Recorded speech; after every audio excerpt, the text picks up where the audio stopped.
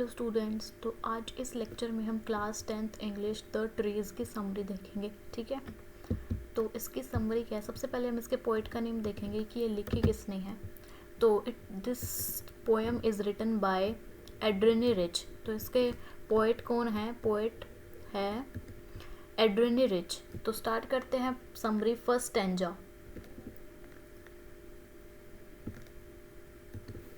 तो first stanza में क्या बताया गया? In the first stanza the poetess says that the forest is the actual home of trees. तो जो पोएटेस है, ठीक है, तो पोएटेस है, ठीक है, पोएट नहीं है, पोएटेस। तो पोएटेस क्या कह रही है? पोएटेस कवित्री कहती है कि जंगल पेड़ों का असली घर है, कि जो फॉरेस्ट है वो एक्चुअल होम है ट्रीज का। So all the trees are moving into the forest which was empty for a long time। तो इसलिए जो सभी पेड़ हैं वो कहाँ जा रहे हैं? वो जंगल की ओर जा रहे हैं जो लंबे समय से क्या थे? खाली थे, एम्प्टी थे। Here trees are used as a metaphor by the poetess to show how drastically humans have destroyed the forest। तो यहाँ पेड़ का उपयोग एक किसके रूप में? एक मेटाफोर के रूप में किया गया है, कि यानी पेड़ कुछ और गहरी बात समझाने के लिए इस्तेमाल हुए हैं, कि यह दिखाने के लिए कि जो इंसान हैं, जो ह्यूमंस हैं, ठीक है, कि जो ह्यूमंस हैं वो ह्यूमंस ने जंगलों को इतनी बुरे तरह से क्या कर दिया है? डिस्ट्रॉय कर दिया है, नष्ट कर दिया है। They have cut down the trees to fulfil their needs and have confined these trees to the walls of their houses. तो इंसानों ने अपनी ज़रूरतों के लिए क्या कर दिया है? पेड़ों को क्या कर रहे हैं? वो काट रहे हैं। And have confined this trees to the walls of their houses means, और पेड़ों को घरों की दीवारों मीन्स लकड़ी, फर्नीचर तक सीमित कर दिया है। ठीक है, वो क्या कर रहे हैं? घरों की दीवारों तक सीमित कर दिया है। But now these trees have started their movement and are moving towards the forest. तो इसीलिए क्या कर दिया है पेड़ों ने? लेकिन अब पेड़ चलना, वापस जाना शुरू कर चुके हैं और वे जंगल की ओर क्या कर रहे हैं? जा रहे हैं। Since the forest was empty, no birds could sit on the branches of trees, no insects could hide in the trees, and the sunlight could never disappear under the shadow of the trees।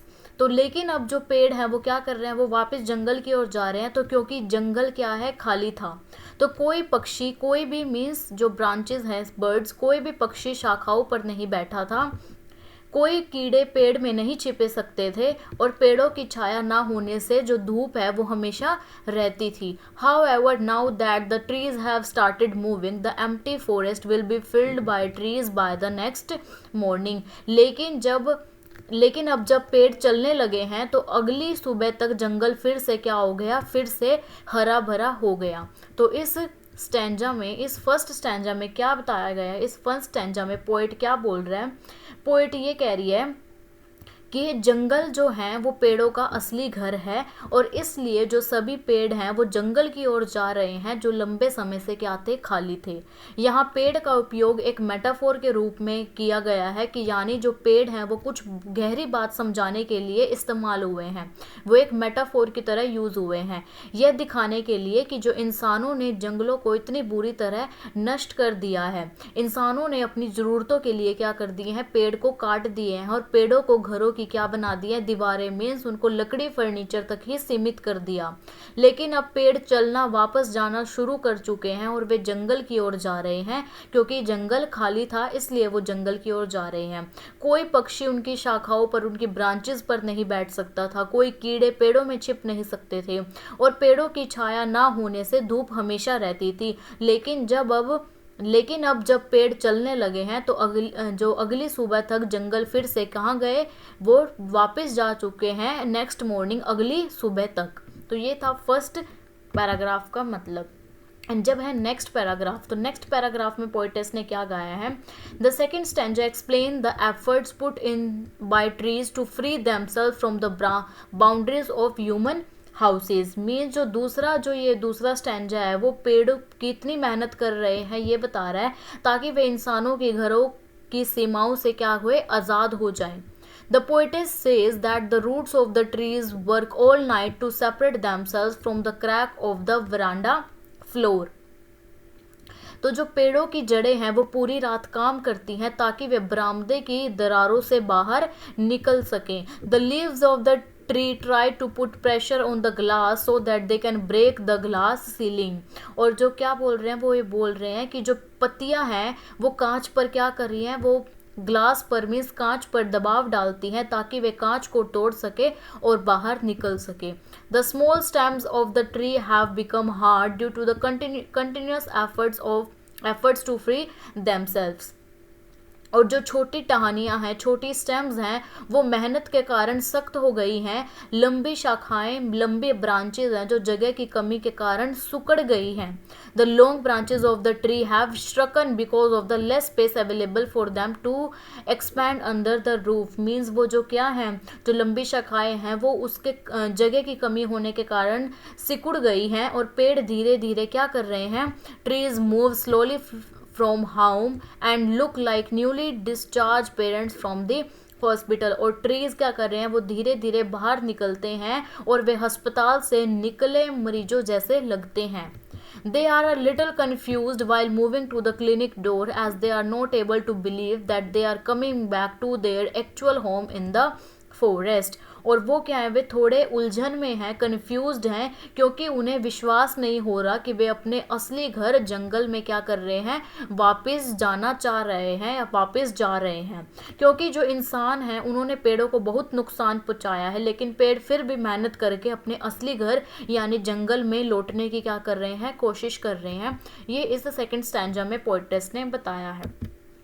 Next जो third stanza है, इसमें poetess क्या कह रही है। In the third stanza the poetess says that she seats inside the home on the veranda and keeps the doors open. तो इस paragraph में, इस थर्ड स्टैंजा में क्या कह रही है कवित्री, मीन्स जो पोएटेस है वो ये बोल रही है कि वह घर के अंदर बरामदे में बैठी है। She sits inside the home on the veranda and keep the doors open। और उसने क्या करे हुए हैं, और वह दरवाजे खुले रखती है।